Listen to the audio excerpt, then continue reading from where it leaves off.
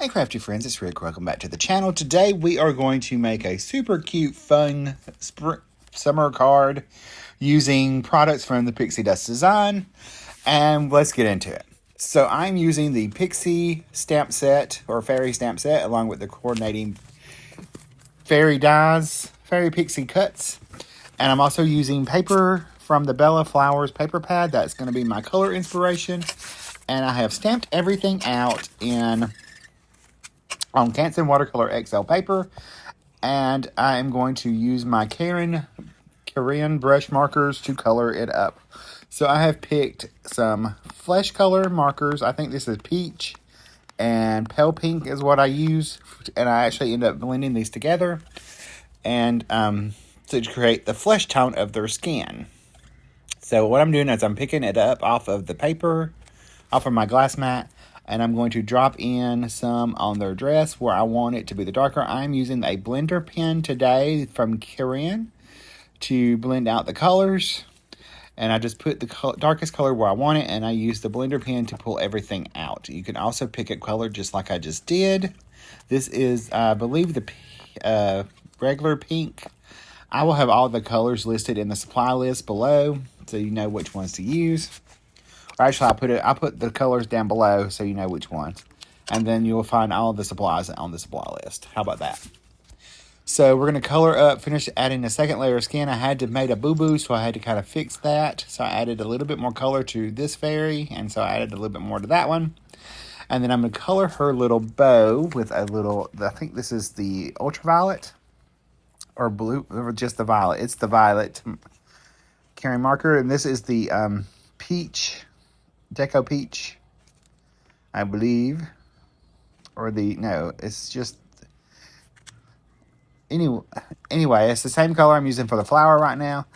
I'll look this up to make sure I get all the right colors listed, but I just picked colors that matched my paper, and I'm just picking them up as close as I could get to match the paper, and I'm just picking some color up, scribbling it off, picking it up, and pulling it out.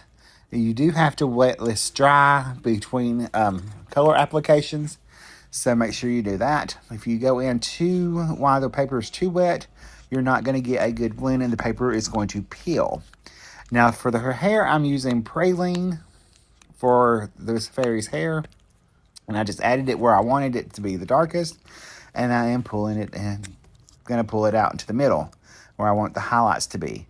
She reminds me of Thelma from Scooby-Doo. So for this one, I switched up and used a different brown. I think this is the sepia color that I used on her little hair. And I'm just going to blend that out a little bit. I ended up adding some additional colors into this for her hair because I wanted it to be a little different. I did go around their wings so that I could color those in also with the Arctic color. If you don't have Karin markers, I would suggest maybe watching Brutus Monroe. They have sales on them a lot, so I would check out there if you wanted to pick some up on sale. They just had a sale. They do it every few months, so I would check on that. Otherwise, you can pick them up. The best price you're going to find them is probably going to be Dick Blick, and that will be listed below. That's where I usually find them at the best price. So I've colored up the rest of my fairy. I'm going to add some more little highlights here, or shadows to the little fairy's wand. I'm going to color up the little stem of the flower, and that was olive green. And I'm going to use that same color over on the grass of the mushroom house and at the top of the mushroom house. So we're going to add that same color up there. And then I'm going to blend those out. And then I'm going to color my bee up. This is the amber color, which is the same color I used on the flower. It was the amber because it's a nice, pretty orange color.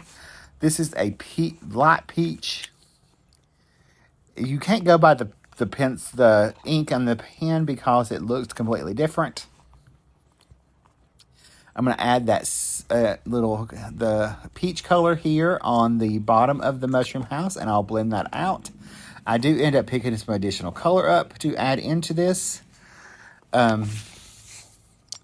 Actually, I don't, this is not, yes, it is Canson XL. For a minute, I thought I used Bristol Smooth, but it wasn't. I did use Canson XL. I forgot. So I'm going to just blend out the both sides of those little mushroom stems.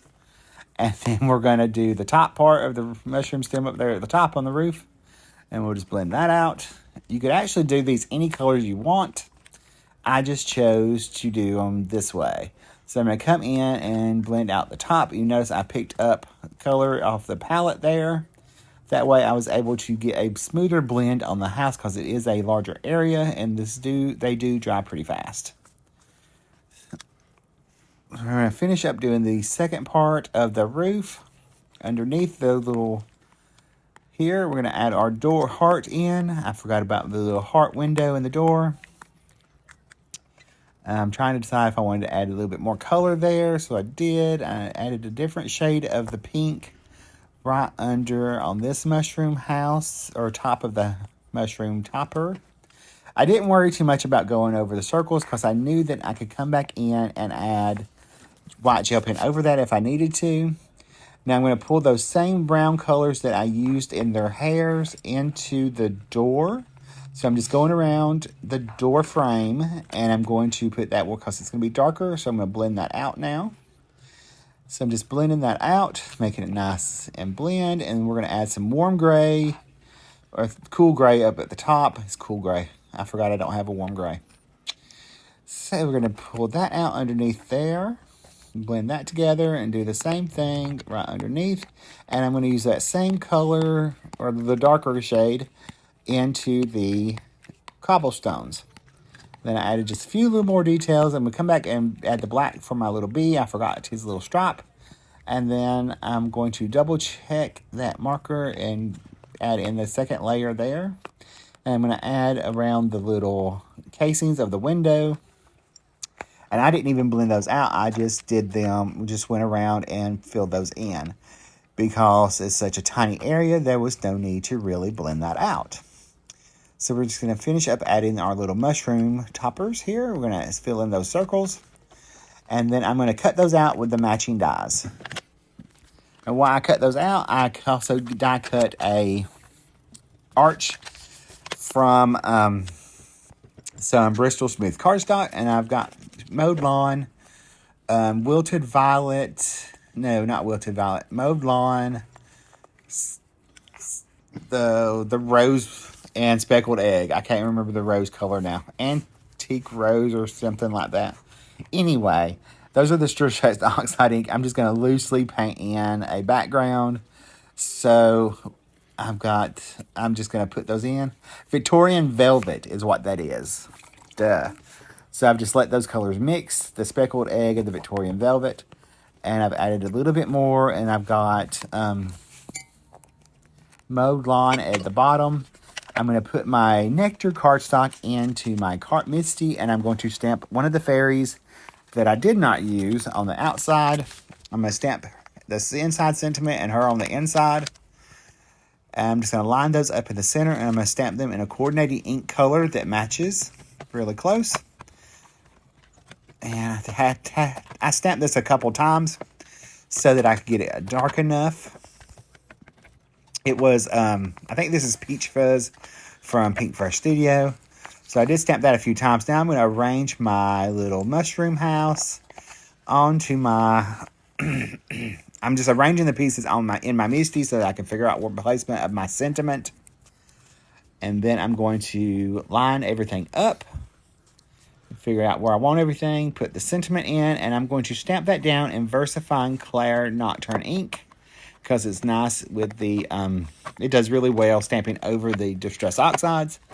Now I've cut out that same size arch again out of some pink cardstock, and I'm going to offset my front panel onto that where it's just peeking out just a little bit from the top and the left-hand side.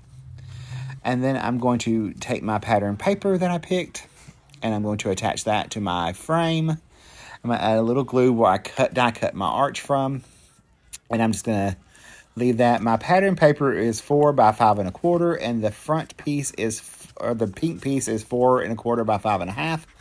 I'm going to add this other strip of pattern paper right in the center of that. I believe I cut that at like 2.5 by 4. And I'm going to add this to my card front. It's going to fit the entire front of the card. And then we will add our focal images. I'm going to pop up my arch in the center of my card front. And that, I think this is the only place, I'm pretty sure that was all I popped up because I'll only like to do one layer. I prefer to only do one layer of dimension if possible. So I'm pretty sure all I popped up with the arch. I'm going to peel off those backings. And I'm going to add a little liquid glue behind so that I can have a little wiggle room when I place this down in the center of my card. You can see how that matches really well. The background's super little cute. And we are going to add on our little... Oh, I did add a little foam tape behind the piece of her that was going to hang off onto the card base. So I did do that. That way everything was nice and even and she wouldn't get bent. So I'm going to put her at the top left. I'm going to pull off that backing, add liquid adhesive on the other side and on my foam tape so I can wiggle it around. Take my reverse tweezers and place that into place. And then we are going to add our mushroom house. So I'm going to add that with liquid glue. And it's going to go right over here next to her and over the sentiment. And then I'm going to take my little fairy sitting on the little flower and it's going to go on the right hand side of the card. That way it gives me a nice visual line there. And I'm going to add just my finishing details by adding a few white gel pen highlights. And we're just going to sprinkle those around each of the characters on the card. And our little honey pot and our little bee. And then we are going to add some Stardust stickles to around the card on the wings, the bow, the honey stick and their wings, and then a little bit on the mushroom house. I just did it in the window, on the little circles and in the windows to make it give it just a little bit of sparkle, like it had something going on. And we are going to let that dry, and then I will show you the finished card as we added the little stickles to her dress.